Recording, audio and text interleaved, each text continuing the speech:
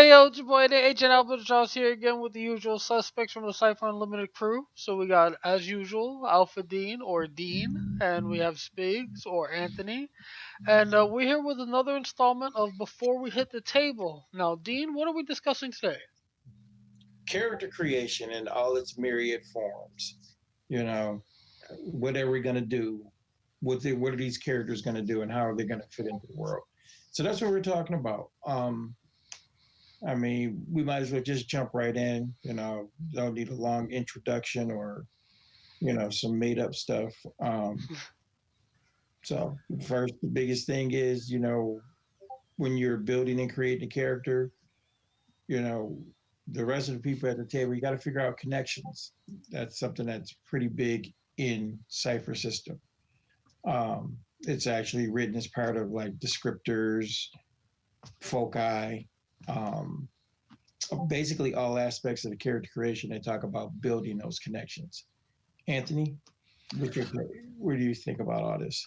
I mean, this goes aside with the video that we had just did earlier.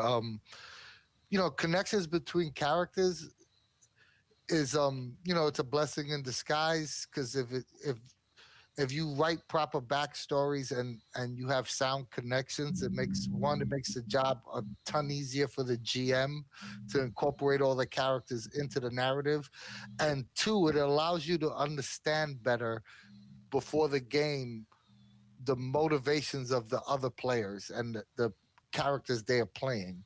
You know, um, so you that's very important to take into account when you're developing a character, even if you're not having a session zero, or if you're just bringing a pre-made character that you created to the table.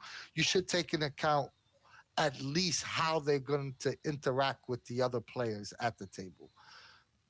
I tend to like short and sweet backgrounds, but I always tend to want to put one or two tidbits in there, or little gems that allow the other players something to at least grab onto with my character and make it distinctive in some way. And not only that, those little tidbits that Anthony mentioned, I do the same thing too when I create a background for a character. I try to make it short and sweet, and but I am sure to add these little, like as Anthony called them, tidbits, where it's like, I believe it's called dagger theory or something like that, where you get like important like tidbits of information from like just a brief description. So my little description will be like, his great uncle was Professor Jonesworth, and then he in my character's earlier life attended John J. Williams High School with so Yeah. and those little things again give you a way to have connections to another player, maybe another player's character in his early years went to the same school or whatever have you.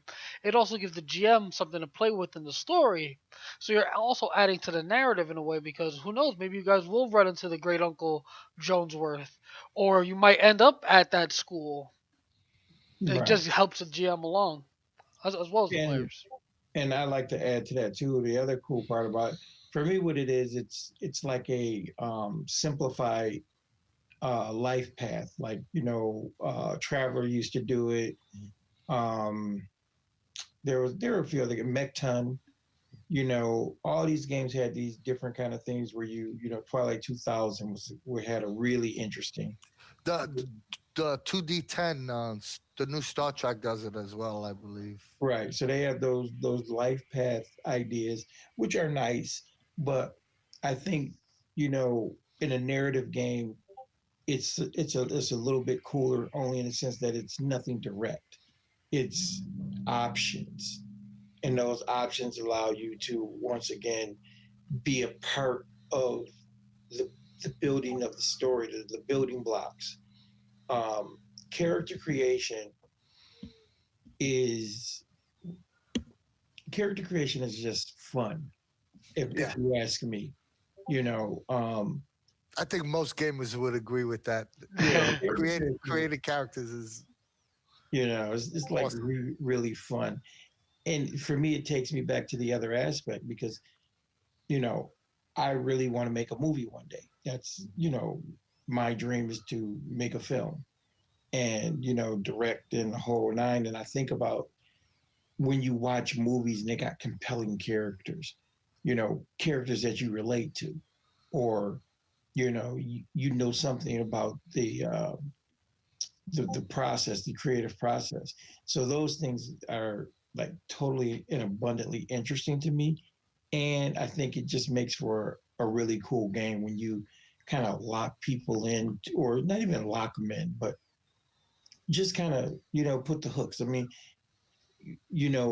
like Anthony and I becoming friends, and Al and I becoming friends. Anthony and I, we share in common, a long history of watching movies and loving Shaw Brothers and Kung Fu and all this kind of stuff. Where I've studied martial arts and this, that, and the third. Al on the other side of the coin, Al and I share in common liking. He's shaking his head. He don't even realize that we both love anime, and manga books, and I really do dig video games. These are all things that we share common. These are our connections, our commonalities.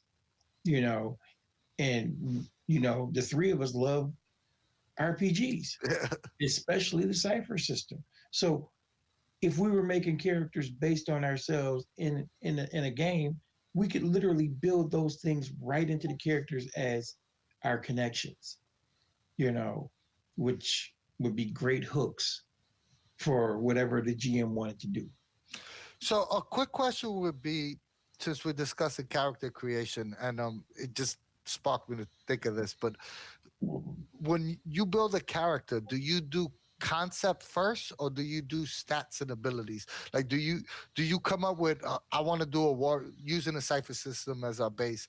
I'm building a warrior character and he has these abilities, or do you say I'm building a, a tanky, you know, broadsword fighter, and come up with a concept for that character before you actually do the stats? Or is it, do you have the stats first and then come up with the concepts from the stats? Now, for me, I definitely do concept first. Um, it just makes more sense to me to have an idea for a character, like a wise talking sword fighter or something, whatever have you, and then go into the book to see what fits it and makes it work. I feel like people who focus on it the other way, not not to say it's a bad thing or anything, but I feel like in that case you're thinking more from a mechanical aspect. You're like saying I want to have these abilities. I'll just flavor it however, as opposed to saying I have a concept. Let's see what abilities work for that concept. If that makes sense. Mhm.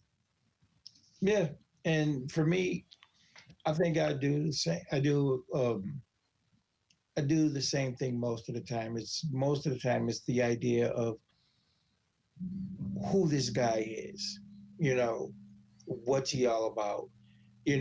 I mean, it's crazy because I think stats are like really the last thing I do. The major thing for me is going what descriptor, and then the descriptor kind of helps me flesh everything else out. I don't even worry about a focus or stats until near the end of the process. You know, because yeah, the you know I think that's why it's easy for me to write certain things, like especially like my making flavors and making different foci and stuff. It to me it is kind of the driving force when I'm creating a character. Yeah, I definitely tend to lead towards concept, but also I've had instances where I see a particular ability, or like a motivating factor, like a specific weapon that I say, hey, I want a character that could far step but uses, you know um a broadsword, let's just say. And then that's not necessarily, the concept. That's just, it's an ability, so technically it counts as a stat. So, because cipher system, the way it's designed, you have to have concept in mind when you're making it because of the sentence in the first place. It's not something like D&D or Pathfinder where you could build the opposite way. You could just roll out your attributes and then come up with a concept after you have your attributes. Like, oh, I got a 17 in intelligence. This guy should be a wizard. It doesn't work that way in Cypher system, but And I love that. but you can have look at a specific ability, or like you said, from a focus, something that's cool, and then work your way backwards, then come up with a concept and maybe a backstory from a specific ability. Well, yeah. Well, Yeah. I mean, I think that happens. I think that happens sometimes just from me watching like a movie or something. I'll see something cool in a movie, and I'm like, how would I make that as a character? Or what ability would work for that? So, Because even in that works the same as a GM as well. Because just in that Wuxia, the Burning of Red Lotus Temple, the one shot I ran using your supplement, I knew I had a villain, and I knew I wanted his ability to be able to have his body be almost impossible to hit. That he creates whatever energy someone uses to throw a punch, creates a wind force that pushes him further and further away. Fist of the White Lotus. Yes, Priest Pai Who's Mei. my name? Yeah, but I knew I wanted to do that, right? But I took that one ability and then shaped his character from that one ability. It made me think of, okay, if he has this ability, he has to be some sort of priest or some sort, and I built it backwards that way. So, it works as well as a GM, not only in character creation. So you could do it both ways. But I Reverse do tend engineer. to, have a concept first and then work my way that way, but it's not impossible to do it the other way. And there, like we always tell everyone, there is no right or wrong way. Um, it These are really just our depends. opinions. Yeah. Yeah, it really depends. It really depends on you know what you want to do. I mean, sometimes it could be as simple as going. You know what? I know I want a warrior, Mhm. and you look at that. That what is it? 10-10-8, Mhm. and you're like, you know what? Let's just give him. Let's make this guy. The endurance king. He mighty as they come. So, you put all 6 stat points in there, so into his might. So you got a 16 might. Then you're going, okay, I know I wanted a warrior. He's beefy. You know, hmm. Well, what do I want him to do? Do I want him to be, like a paladin, or do I want to be, straight warrior? So you know what? Let me go paladin. So what do you do? You've already picked a warrior. You know, you can pick master's weaponry, but then pick a couple of magic flavorings. To kind of represent that magical nature of a paladin. You know what? And it doesn't even really matter what it is. Like if you gave him what is it?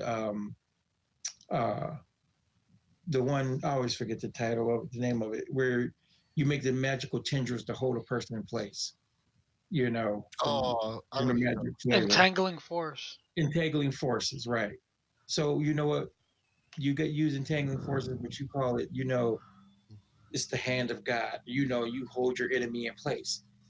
So that's all of that stuff that you can do going in the opposite direction. You know, I, and I, it's a lot of fun. it's actually good that you say that, because it'll lead into what's the next part of character creation. What can and what will not the GM will allow, and you have to take that into account when you're building your character.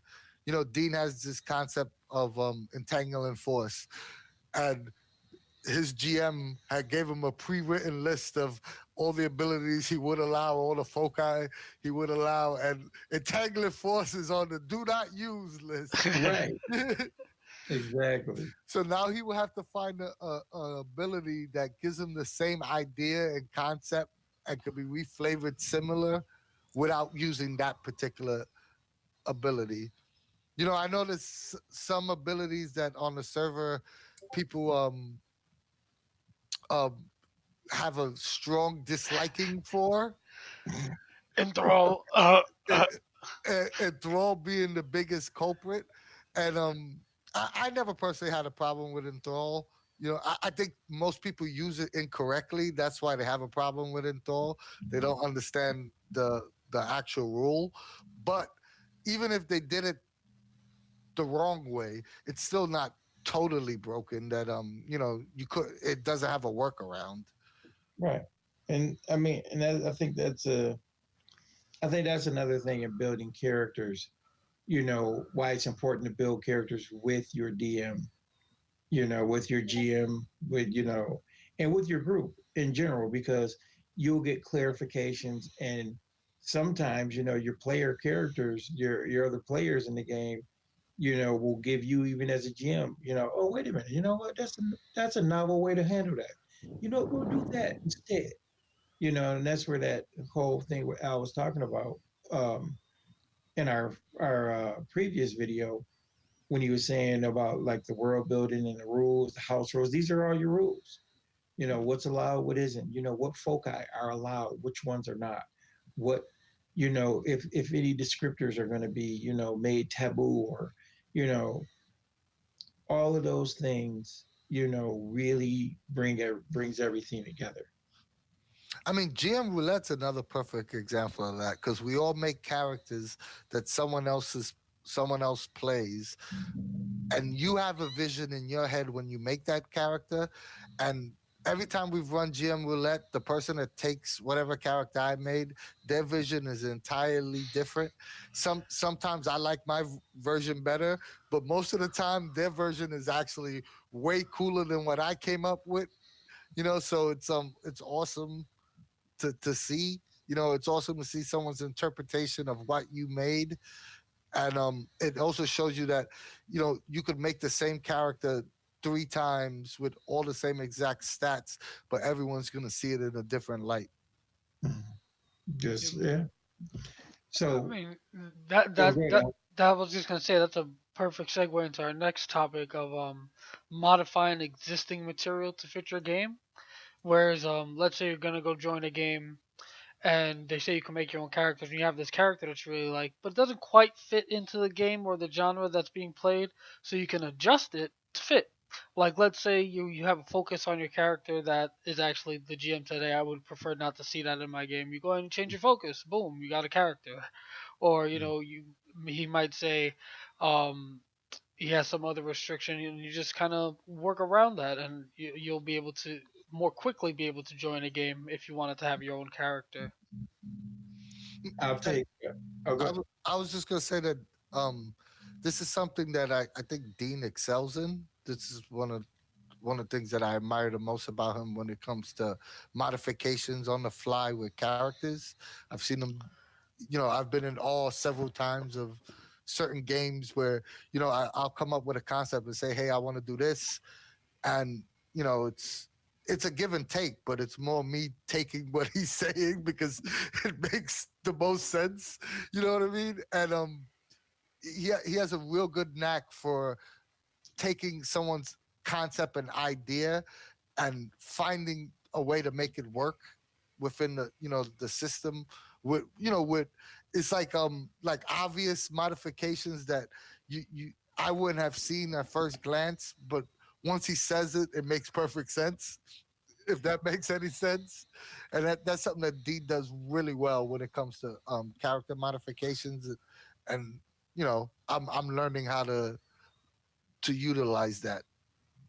Well, first of all, thank you very much for such an excellent compliment. Um, and it's crazy that you even brought that up because I was going to use. I've been using this to show people that exact thing. Your character, when we played Unmasked, your character, Either. the heater, you know, and I was explaining to someone in another group on our server, as a matter of fact, about um, using power shifts not just to amp up, or reduce, reduce difficulty or to give you more damage and things like that, but using power shifts to modify your powers to create power stunts. And I was saying how, Anthony wanted to be able to, be able to hit multiple targets. So I said, well, if you give up a power shift, you know what? Guess what? We'll make you, instead of your character manifesting, one flaming baseball, you could manifest three of them. You could hit them all with your bat and send them in, three different directions to hit, targets, more than one target, multiple targets, you know, and it's just, you know, I read lots of comic books. Mhm. I own a whole heaping of them, and I've read every last one of them. I've read over 55,000 comics in print, and I don't know how many I've read digitally. So, Yes. seeing that kind of stuff and wanting to create superheroes and have created my own and all that kind of stuff, it's given me that kind of helped me with that ability to modify things or see things, and it doesn't make a difference in what genre it is, because to me it's all the same thing. It's just packaged in another type of packaging, you know.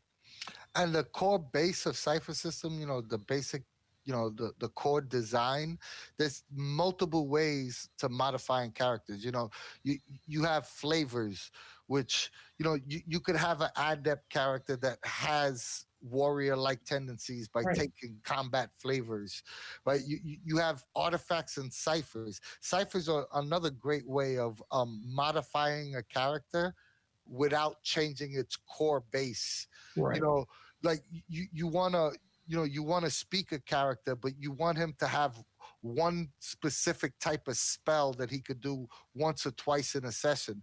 Then give him two ciphers that have similar like abilities, you know and you can even make it that he has a way of mass producing these ciphers, so he could have them for multiple sessions. There's a lot of ways. The way Cypher is built in a whole, there's a lot of ways of modifying a character without even touching, you know, your core stats or abilities, Yeah, which is why we love the system so much. absolutely. That's facts. And I mean, with him saying that, that's, he just picked up what we've kind of touched on before, and we're talking about flavoring your character. Flavoring your character is just that. What is, when you get ready to sit down at that table, what is your character? What is that guy? Is he the stoic warrior? Is he the inquisitive wizard? Is he is he a bumbling idiot, with a heart of gold? You know, um, was it Al, you played, I think, was it you in my game who played the guy that who didn't want to do anything? The Yeah, cop, yes. There, yeah, and that's a perfect example. He played a cop who didn't do anything. You know, those are he was a police officer that was there to serve and protect, but yet he didn't do anything, and it worked. He still did his job, but he flavored him in a way that he you know he was, I won't say a lazy cop, he but basically was a he guy cut who, corners. yeah, he was a guy who figured out, you know what, I'm gonna go. It was great too, because it was in a horror game. Mm. He figured, I'll go to this small town where nothing happens. Everybody knows everybody. We won't have any issues. I'm gonna go down to the local, Best Buy. I'm gonna get me a tablet so I can watch Netflix. I like Netflix, and it was great. It was awesome. Yet and still, when when everything hit the fan, he was right there, Johnny on the spot, being a cop, but he'd still rather be doing nothing. And Uh, that hits on the point of you can flavor anything to fit anything, if as long as you have your imagination in the right place.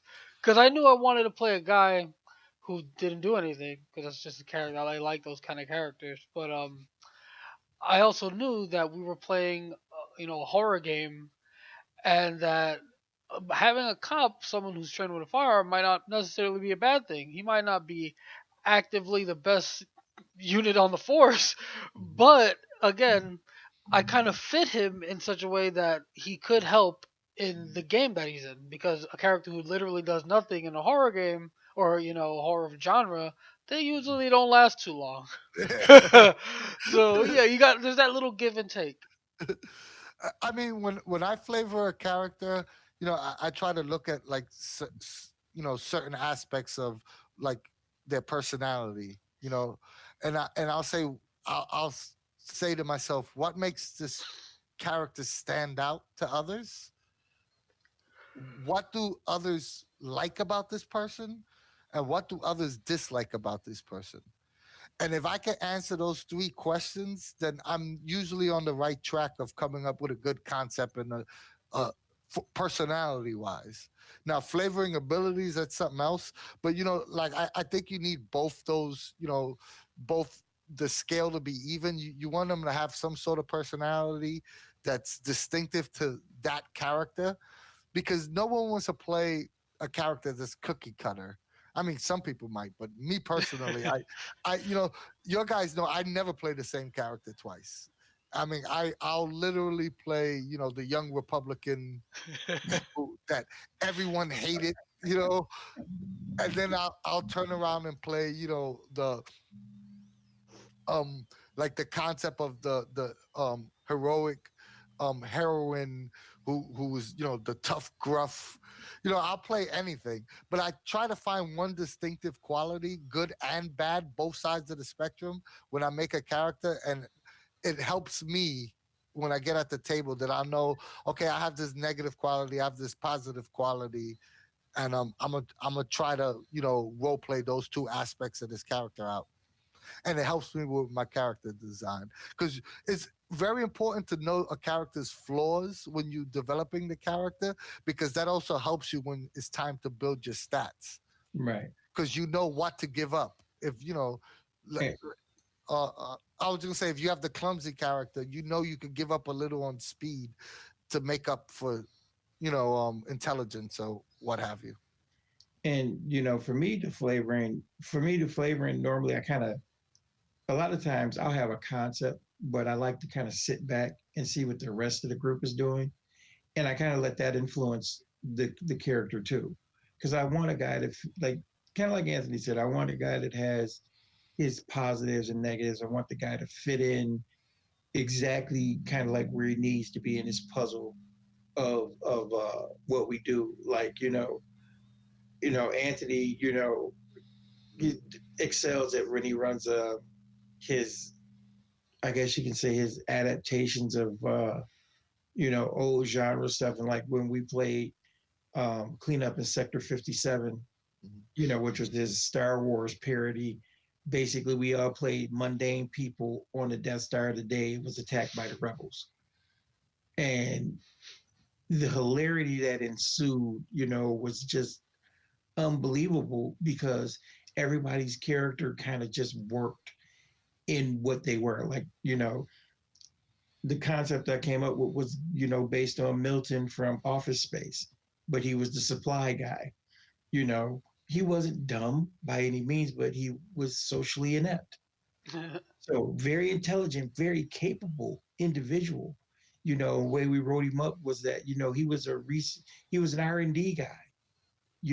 So that explained all of his adaptabilities. He had a prototype battle suit. But it wasn't like like a robot or anything. It was more like a stealth suit that he could wear, and it gave him these abilities. But he was a social pariah. He had no social skills whatsoever. So it was hilarious, that we would sit there and go back and forth with that, and I mean, that's like the great thing, because it allowed me to put you in social situations where I know that that's a major flaw that your character has, and it creates those memorable moments. Like everyone, I've been given a long time. Everyone loves to have that min max character. You make that perfect character that you be like, oh, this guy is, he's gonna kick butt and take names, and he's awesome. But no one remembers those guys. Everybody remembers that flawed character you played. Like, I if we use it D&D terms, I played the gnome barbarian. Everyone remembers the the character that is the it exact doesn't opposite of a min max. You know yeah, what I he mean? doesn't really, he's not supposed to work, but he does. Yeah, those are the characters that you remember. Even if you weren't playing them, everyone remembers that. Oh, that was that weird character that couldn't do anything right. But guess what? In the final scene, that guy came. You know, he Yeah, came and saved us. He gave up his life to save the party or whatever the situation is. But you remember those characters, and you keep a fondness for them. You know, and you always reaching to get that same feeling back. yeah. So you may never do it, but that's what most We people try to do.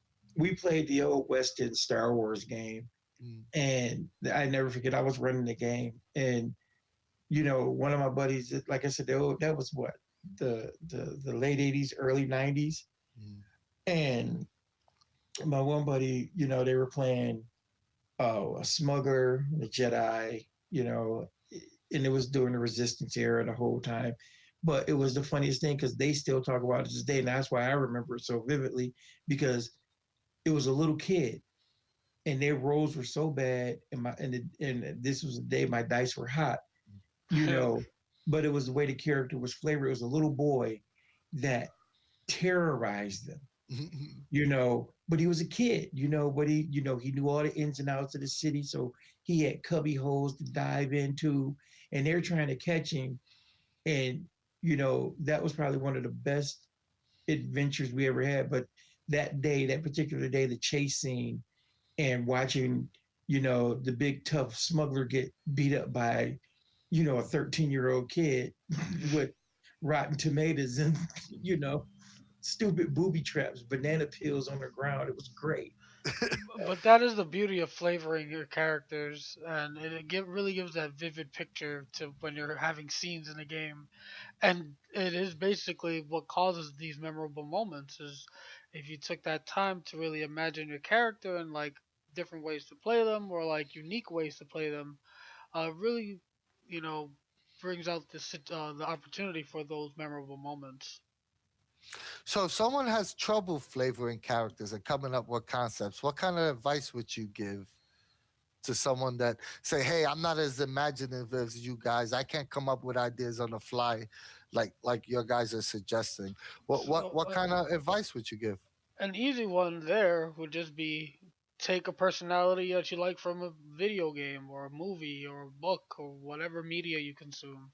Say you like the badass sheriff of your western book. Just take his personality traits. He has maybe like again he's the fastest gun in the west, but he also has a drug problem. Like those are things that you can incorporate into a character to give those hooks, to give those little personality, and to eventually call those memorable moments. Yeah. I would take it a step further. Not only take one character, take two characters from two different shows and fuse them together, and you'll come up with an original concept. To take the logicalness of Mr. Spock with the dirtiness of Pigpen from the Peanuts, and now you got a dirty Mr. Spock. You know, A, and a logical guy who's extremely extremely dusty. It's illogical to waste time taking baths. yeah, Quite illogical. you You know. know, and kind of springboard off of what Anthony and Al said. And advice I would give people, you know what? First game out, play yourself in a fanciful situation. It's nobody will know. Mhm. Don't get hung up on the details. That's really the biggest thing, about character creation and character personality and flavor and all that. Don't get hung up on the details because the more you do it, the more organic it's going to be. Um, I actually literally I did that for my wife, I bring her up all the time, who never played, RPG until we got together 4 years ago.